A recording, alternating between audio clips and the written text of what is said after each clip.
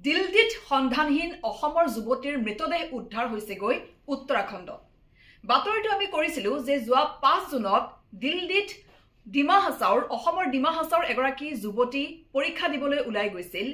নাম হৈছে ৰশ্মিতা হুজাই।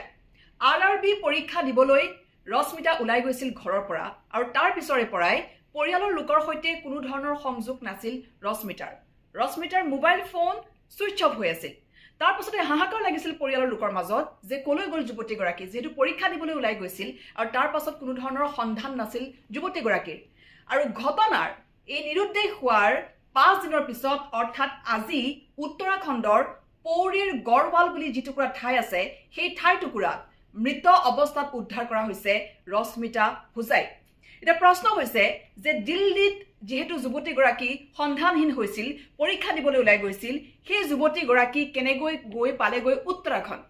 কোনোবাই যুৱতীগৰাকীক অপহৰণ কৰি লৈ গৈছিল নেকি? বা কোনোবাই নিজৰ কু অভিসন্ধি যেহেতু মনত তেনেকুৱা কিবা ভাৱ হয়তো আছিলে বা তেনেকুৱা কিবা ভাবেৰে যুৱতীগৰাকীক নি সেই ধৰণে হত্যা কৰিছে নেকি? যেহেতু সকলোখিনি তথ্য এই ঘটনাৰ আঁৰৰ ৰহস্য কি সেয়া আৰক্ষীৰ তদন্তত পোহৰলৈ আহিব। কিন্তু যুৱতীগৰাকীৰ এই ধৰণে মৃতদেহ উদ্ধাৰ হোৱাৰ পিছতে এতিয়া সৃষ্টি হৈছে পৰিয়ালত চাঞ্চল্যৰ।